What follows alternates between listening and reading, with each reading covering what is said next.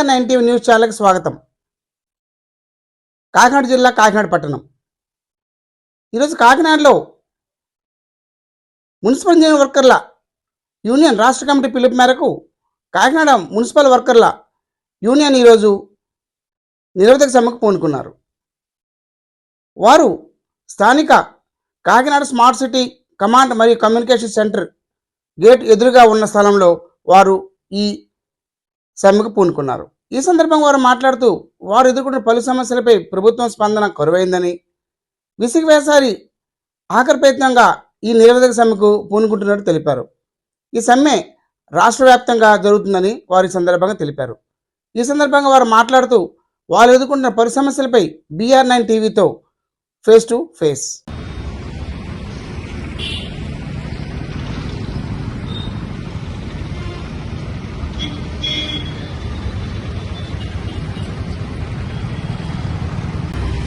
ప్రస్తుతం మనం Kakinada smart city command మరియు కమ్యూనికేషన్ సెంటర్ ముందు ఉన్నాం. ఇక్కడ మన ముందు 50 మంది వరకు కార్మికులు ఉన్నారు. వాళ్ళు సమ్మె చేస్తున్నారు. వాళ్ళు సమ్మె చేసే సందర్భం వారు చెప్పిన మాటల్లో Andhra Pradesh municipal engineering workers union రాష్ట్ర కమిటీ పిలుపు మేరకు వాళ్ళు నిరవధిక సమ్మె చేస్తున్నట్టు వారు మనతో చెప్తున్నారు. వారి సమస్యలు ఏమిటో వారితో మాట్లాడి తెలుసుకుందాం. ప్రస్తుతం కార్మిక సంఘ నాయకుడు తుమ్మలపల్లి శ్రీధర్ మన ముందు ఉన్నారు. దయచేసి ఈయన నుంచి మనం సమస్యలు తెలుసుకుందాం. పట్టణ ప్రజలందరికీ మన నమస్కారాలు, మీడియా మిత్రులందరికీ మన నమస్కారం, మా తోటి కార్మికులందరికీ నా నమస్కారాలు. ప్రస్తుతం మా రాష్ట్ర పిలుపు మేరకు మీ సమ్మె బాట పట్టుకున్నాము. కారణాలు ఏమంటే ఇప్పటి వరకు ఏ విధమైన ఇంజనీరింగ్ కార్మికులకు జీతాలు పెంపు జరగలేదు. PH వర్కర్లకి 21 నుంచి 24 వేల రూపాయలు వాళ్ళు చెల్లిస్తున్నారు. కానీ మేము 10 నుండి 25 సంవత్సరాలు నిర్వియోగంగా ఉద్యోగం చేస్తున్నా 13,000 రూపాయలు మాత్రమే మాకు చెల్లించిస్తున్నారు.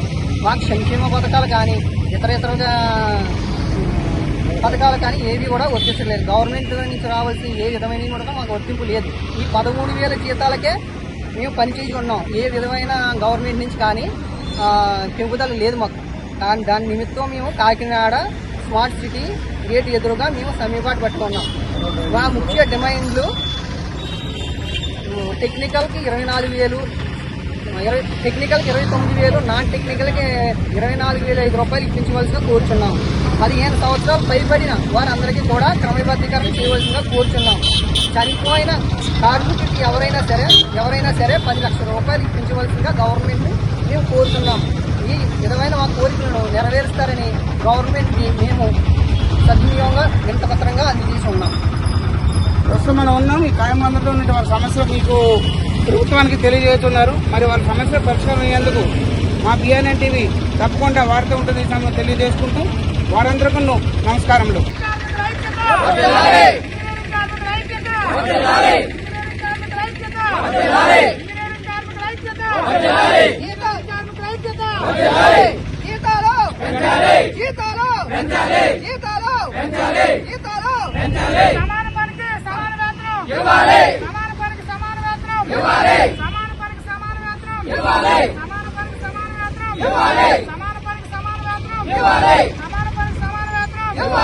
ఇంజనీరింగ్ కార్మికుల